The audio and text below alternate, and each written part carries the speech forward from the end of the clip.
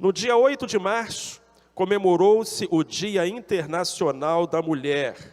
E esta manhã nós queremos falar sobre Eunice, uma mulher de fé. Por favor, abra a sua Bíblia na segunda carta de Paulo a Timóteo, capítulo 1, versículo 5.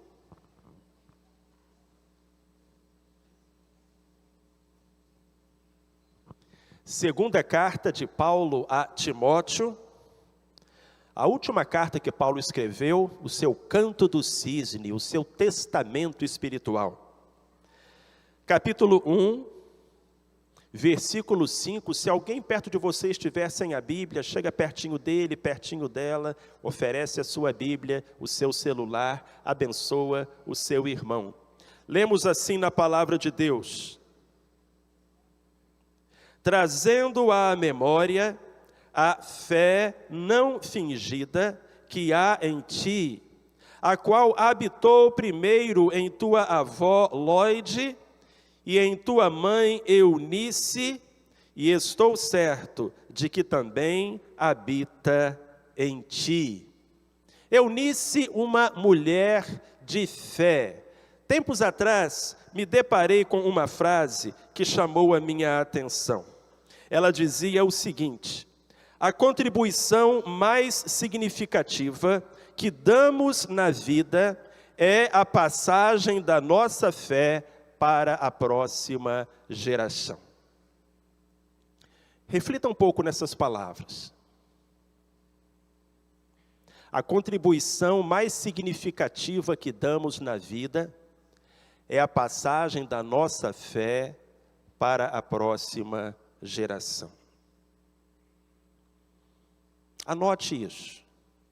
Se você tiver papel, caneta, lápis, se você quiser escrever na sua Bíblia, se você quiser usar as notas do seu celular, ou decorar, ou colocar na sua mesinha de cabeceira, ou fazer um cartaz e expor ao lado do espelho, lá no seu banheiro, para você ver todos os dias e nunca esquecer.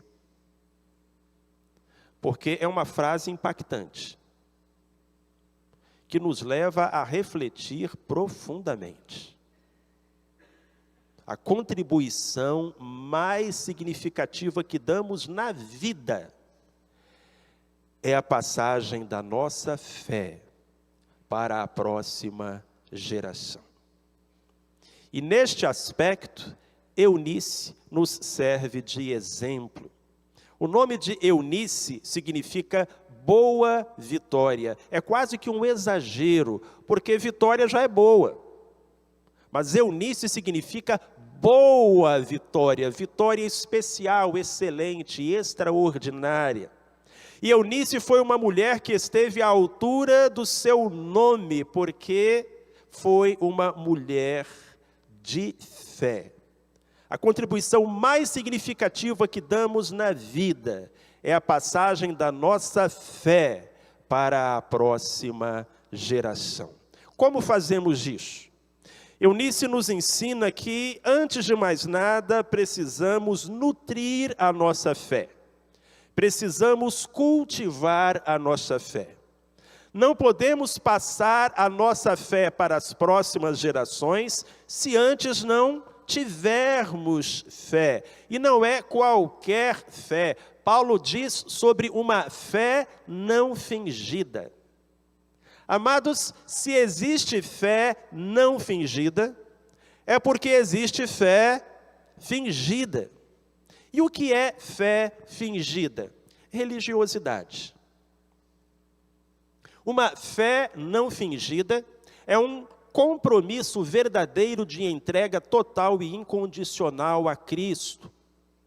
Uma fé não fingida é uma intimidade com o Senhor que se expressa em pensamentos, palavras e ações. Uma fé não fingida é uma transformação interior que me leva a ser uma pessoa melhor, um ser humano melhor, melhor marido, melhor esposa, melhor filho, melhor cidadão, melhor crente. Uma fé não fingida, é um compromisso com as coisas de Deus, que leva os meus atos a se harmonizarem com as minhas palavras. O contrário disso é fé fingida, que não é fé coisa nenhuma, é simulacro de fé. Como dizia Tiago, fé sem obras é morta, porque na verdade não é fé coisa nenhuma. Eunice foi alguém que cultivou a fé. Paulo diz que nela habitou uma fé não fingida. Gosto dessa palavra utilizada pelo apóstolo Paulo, habitar. Isso significa que naquela casa, a casa de Lóide, Eunice e Timóteo, a fé não era uma visita. Porque há diferença entre visitar e habitar. Parece que em algumas casas a fé é uma visita. Bem-vinda, respeitada, estimada, mas uma visita. A fé é alguém que passa lá pela sua casa de vez em quando. De vez em quando uma prece é feita, de vez em quando você vai à igreja, de vez em quando você lê a Bíblia, de vez em quando você testemunha, de vez em quando a fé dá uma passadinha para dizer oi, tudo bem? E segue em frente, queridos, mas há famílias, há casas onde a fé habita, faz residência. Nós diríamos, é parte da família, é um integrante da família. Essa fé que você abraça, que você cultiva, que você nutre, que você rega como a uma planta com carinho e atenção, é aquela fé que você depois vai despejar no coração dos seus entes queridos.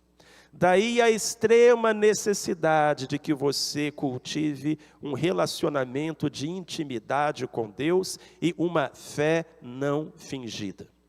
Porque poucas coisas afastam mais um jovem dos caminhos do Senhor do que uma fé fingida. Quando uma criança se torna um adolescente, e esse adolescente se torna um jovem, e percebe que a religião do seu pai ou da sua mãe pode se resumir em uma frase: faço o que eu digo, não faço o que eu faço. Isso traz um desapontamento, um desencantamento tão grande, que acaba por afastar aqueles que nós queríamos atrair.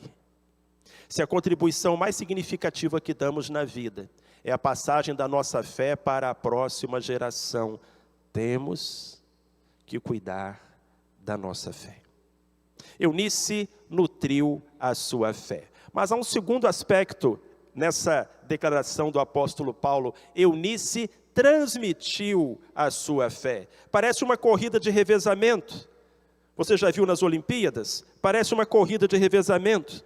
Paulo diz, por esta razão te lembro, aliás, trago à memória, à minha memória, a fé não fingida que há em ti, a qual primeiro habitou em tua avó Lóide e em tua mãe Eunice, e estou certo de que também habita em ti. A casa de Lóide, Eunice e Timóteo parecia uma pista de atletismo, daquelas onde é disputada uma prova de revezamento e a equipe precisa passar adiante o bastão. A pista percorria toda aquela casa, a cozinha, o banheiro, a sala, os quartos, a varanda, o quintal. Naquela casa se vivia uma corrida de fé onde o bastão era passado adiante. Igreja, é possível, ou até provável, que a primeira cristã daquela casa tenha sido a Lóide. Abraçou a fé em Cristo, transmitiu-a à sua filha, Eunice. E Eunice, tendo recebido da sua mãe o bom caminho, orientou neste mesmo caminho o seu filho, Timóteo. De maneira que a fé foi transmitida, passada adiante. Talvez com dificuldade, porque o marido de Eunice não era crente, não era nem mesmo judeu, era grego. Ainda assim, aquelas mulheres de Deus fizeram com que a fé passasse à geração seguinte e alcançasse em Timóteo um dos nomes mais importantes do cristianismo do primeiro século. Uma fé que foi transmitida, uma fé que foi compartilhada, uma fé que seguiu adiante dentro daquela casa, no seio daquela família. Meus queridos, nós precisamos ter este cuidado de derramar no coração das novas gerações a fé que as antigas gerações derramaram no nosso coração. Talvez você seja como Lloyd, a primeira pessoa na sua família a abraçar a fé em Jesus Cristo. Você não nasceu num lar cristão, você não foi ensinado a respeito das coisas de Deus, mas a certa altura Cristo encontrou você e você abraçou a Jesus como seu único e suficiente Salvador e se tornou, na sua família, a primeira geração de crentes em Jesus Cristo. Ou talvez você seja como Eunice, um crente de segunda geração. Ou como Timóteo, um crente de terceira geração. O importante é que você não seja a última geração de crentes na sua família. O importante é que o bastão que você recebeu, você transmita. Considere isso sua maior missão. Empregue nisso a maior parte do seu tempo. Dê a isso o melhor de si. E eu terminaria dizendo, meus queridos, que Eunice é para nós um exemplo de mulher de fé, porque ela conservou a sua fé.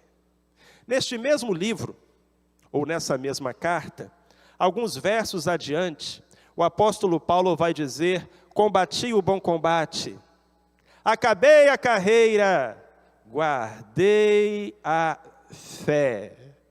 O que significa isso, amados? Guardar a fé. Guardar a fé significa não jogar a fé fora. Conservar a fé. Porque a fé tem que ser nutrida, tem que ser transmitida.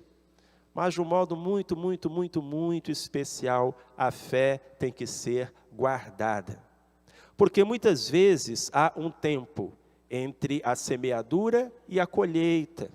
E esse tempo pode ser longo aos nossos olhos. Eunice guardou a fé. Ela acreditou que no devido tempo, a sementinha que ela havia lançado no coração do seu filho Timóteo haveria de germinar, brotar, frutificar, e foi o que aconteceu. Meus queridos, minhas queridas, nós não podemos jamais lançar a fé fora.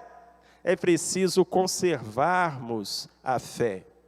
Porque às vezes, passa-se algum tempo entre a semeadura e a colheita. E esse tempo, às vezes, nos parece demasiado longo. Alguns dos nossos filhos nunca tiveram uma experiência com Jesus Cristo, nunca se manifestaram ao lado do Salvador e nem quiseram se batizar. Alguns dos nossos filhos hoje estão afastados dos caminhos de Deus, não congregam em uma igreja, não são servos de Cristo.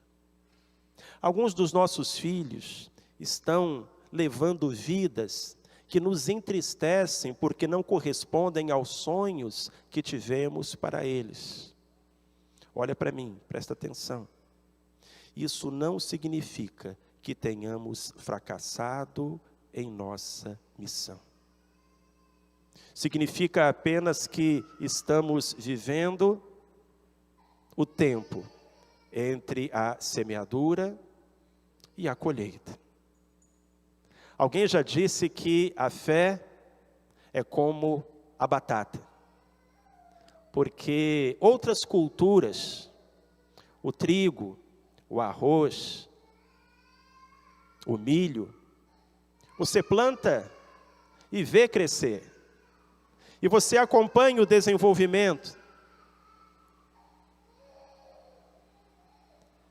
De tal modo que você pode dizer, está dando certo, não está dando certo, precisa de mais adubo ou de algum corretivo de solo. Mas a batata, você planta. E só descobre se vingou no dia de colher. E entre o momento de plantar e o momento de colher, você espera em Deus. Nunca desista de um filho, porque Deus nunca desistiu. Nunca desistiu de você e não haverá de desistir dele. Nunca pare de orar por um filho. Eu falo sempre aqui que um pai, uma mãe que deixa de orar por um filho é como uma sentinela que abandonou o posto. Nunca deixe de esperar por um filho, porque aquele que leva a preciosa semente, andando e chorando, voltará sem dúvida com alegria, trazendo consigo os seus molhos. Isso é promessa de Deus. Aposse-se dessa promessa e ore ajoelhado sobre ela todos os dias da sua vida. Mas você não pode jogar fora a sua fé. Como é belo ver a chama da fé passando de mães para filhos, a ponto de incendiar o mundo. Isso se cumpriu na vida de Timóteo. O nome de Timóteo significa honrado por Deus. Theo, Deus, Timo, honra. E poucas pessoas foram tão honradas por Deus quanto o filho de Eunice. Quando o apóstolo Paulo pensou, eu preciso de um discípulo, e orou a Deus por um discípulo, Deus lhe mostrou Timóteo. Um menino, um adolescente, filho de um pai pagão, à época nem circuncidado era, moço tímido, de poucas palavras, chorava com facilidade, mas não houve outro cooperador a quem Paulo se afeiçoasse tanto. E ele lhe deu grandes missões e responsabilidades, lhe escreveu cartas. A última carta, Paulo escreveu para Timóteo.